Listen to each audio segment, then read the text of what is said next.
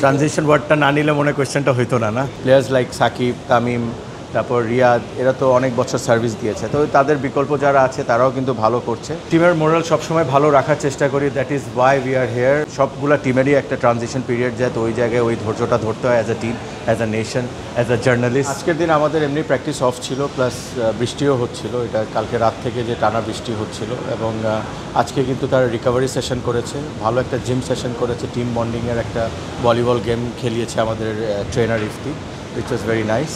এবং তারপর আমাদের ইন্ডিভিজুয়াল মিটিং চলছে, সো আমরা প্রিপেয়ার আছি। প্রিপারেশন তো একদিন প্র্যাকটিস যদি না হয় এটার সাথে এটা রিলেটেড না। একটা লম্বা দিন ছিল কালকে ট্রাভেলের, আসার পর যা যা করণীয় দরকার, স্কিল কোচেস যেগুলো চিন্তা করেছেন ভালো, সেটা আজকের দিনে হয়েছে।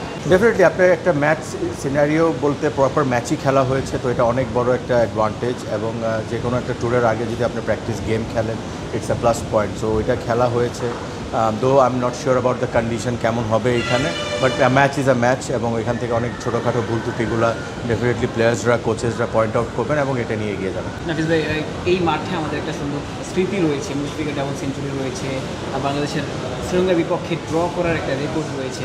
আপনার কি মনে হয় কিনা যে একটা আলাদা পুনরাবৃত্তি হতে পারে, কিংবা টিমের সেই স্মৃতিটা একটু হেল্প করবে? ওয়েল, চেষ্টা করবো ভালো ক্রিকেট খেলার, সবচেয়ে ইম্পর্টেন্টলি এটা 5 দিনের খেলা, এবং 5 দিনের খেলার মধ্যে সেশন বাই সেশন যে ভালো খেলবে, যে টিম ভালো খেলবে সে জিতবে।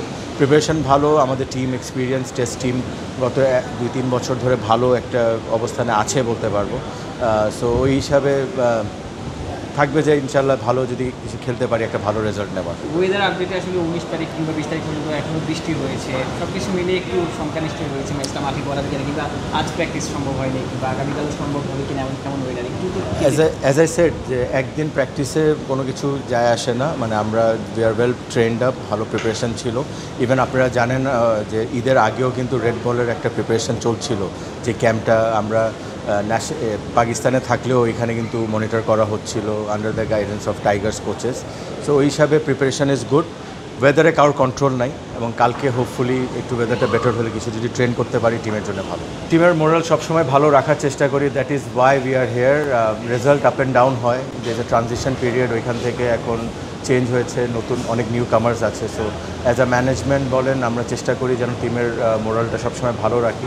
পারফরমেন্স করা তাদের কাজ, বাট বাইরে প্রিপারেশন বলেন বা মোরাল বা সাইকোলজিক্যালিভাবে আমরা ঠিক রাখার চেষ্টা করি, যেটা আমরা সবসময় করছি, এবং এটা ঠিকভাবে যাচ্ছে।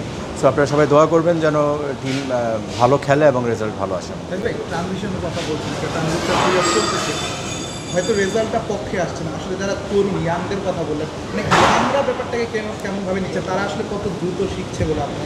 ট্রানজিশন ওয়ার্ডটা না নিলে মনে কোয়েশ্চেনটা হইতো না না দেখেন, এখানে যারা খেলছে বেশ অনেক এক্সপিরিয়েন্স প্লেয়ার আছে। আমি ট্রানজিশন বলতে চেয়েছি যে প্লেয়ার্স লাইক সাকিব, তামিম, তারপর রিয়াদ, এরা তো অনেক বছর সার্ভিস দিয়েছে, তো তাদের বিকল্প যারা আছে তারাও কিন্তু ভালো করছে। বাট হ্যাঁ, আমরা ডে বাই ডে আমাদের ইমপ্রুভমেন্টের গ্রাফটা আরও ভালো হওয়া উচিত এবং হবে। একটু টাইম দিতে হবে, সবগুলো টিমেরই একটা ট্রানজিশন পিরিয়ড যায়, তো ওই জায়গায় ওই ধৈর্যটা ধরতে হয় as a team, as a nation, as a journalist. So আপনারাও ইম্পর্ট্যান্ট রোল, কারণ আপনাদের অনেক কিছু দিয়েই কিন্তু টিমের অনেক এফেক্টেড হয়, তো ওইটাও একটু খেয়াল রাখেন। এবং আমার মনে হয় যে ইনশাআল্লাহ যদি সবাই অ্যাজ এ নেশনভাবে চিন্তা করি, টিমটা অবশ্যই এগিয়ে যাবে।